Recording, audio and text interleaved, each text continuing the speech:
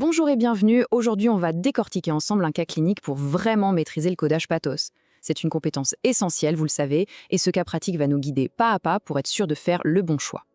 Alors, on entre direct dans le vif du sujet, la question qui nous occupe tous à un moment ou à un autre. Que fait-on face à une situation aiguë quand on n'a pas encore de diagnostic clair? C'est tout le défi qu'on va relever ensemble. Pour illustrer ça, on va suivre l'histoire de Françoise. Son cas va vraiment nous servir de fil rouge pour comprendre toute la logique derrière un bon codage pathos. Alors voilà Françoise, 89 ans, elle vit en maison de retraite depuis 1 an. Son profil médical, c'est un profil assez classique qu'on connaît bien. Un antécédent d'AVC sans grosses séquelles, une démence mixte, un diabète bien équilibré et de l'hypertension. Ce qui est super important à retenir, c'est son état cognitif habituel. À son arrivée, son score MMS était de 14 sur 30. Gardons bien ce chiffre en tête, c'est notre point de référence. C'est la photo de Françoise avant. Et là, c'est le grain de sable dans l'engrenage. Un matin, l'équipe soignante arrive et Françoise ne se réveille pas. Pour elle, c'est complètement anormal. L'alerte est donnée immédiatement. Face à cette urgence, comment l'équipe a-t-elle réagi? On passe maintenant à l'étape cruciale de l'évaluation et de la prise de décision. C'est là que tout se joue. L'examen clinique est fait sans attendre. Et les résultats sont assez parlants. Pas de nouveaux signes neurologiques, les constantes sont bonnes, la glycémie est normale. La seule chose, c'est qu'en réponse aux stimuli, elle grogne des choses incohérentes. Le point clé à retenir ici, il n'y a pas de signe de gravité immédiate. Du coup, la décision prise à ce moment-là est fondamentale. Puisqu'il n'y a pas de signe de gravité, l'équipe décide de ne pas la transférer aux urgences tout de suite. La priorité, c'est une surveillance très attentive sur place. La démarche est hyper professionnelle, c'est un vrai travail d'équipe. On appelle le médecin traitant qui valide la stratégie.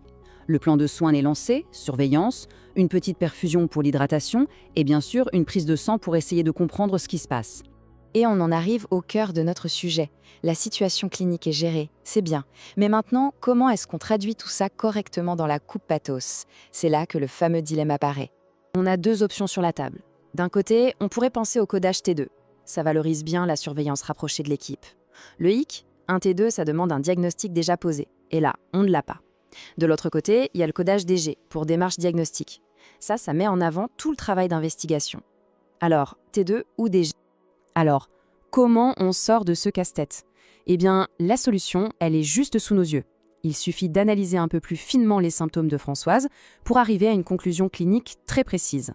Et là voilà, la clé qui ouvre toutes les portes, la définition de l'item 13, le syndrome confusionnel. C'est un état aigu, brutal, qui traduit une souffrance du cerveau et qui se manifeste par un trouble de la vigilance ou une altération des fonctions cognitives.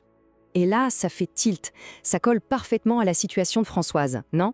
Le fait qu'elle ne se réveille pas de façon si soudaine et inhabituelle, c'est exactement ça. C'est l'élément qui va tout débloquer pour notre codage.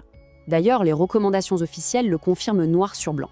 On nous dit bien que ces états aigus doivent être évoqués face à toute perturbation aiguë de comportement. Le cas de Françoise, c'est un vrai cas d'école. La conclusion est donc limpide. Le codage le plus juste, le plus pertinent, c'est 13 DG. 13 parce qu'on a bien identifié un syndrome confusionnel, et DG parce que ça valorise tout le travail de démarche diagnostique qui a été mis en place par l'équipe soignante. L'histoire de Françoise se termine bien, et surtout elle est pleine d'enseignements pour nous. Voyons comment la situation s'est terminée, et plus important encore, ce qu'on doit en retenir pour notre pratique. Le midi même, quand le médecin traitant passe la voir, Françoise est réveillée, revenue à son état normal, comme si de rien n'était. L'épisode aigu est passé. Et, ce qui est très important pour nous, c'est que le médecin valideur, après discussion, a accepté le codage 13DG. Ça confirme que l'analyse de l'équipe était la bonne. Finalement, ce cas nous donne une méthode de travail super efficace, en 4 temps.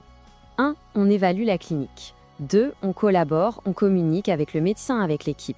3. On analyse les options de codage. Et 4, c'est le plus important, on justifie son choix en s'appuyant sur les définitions officielles.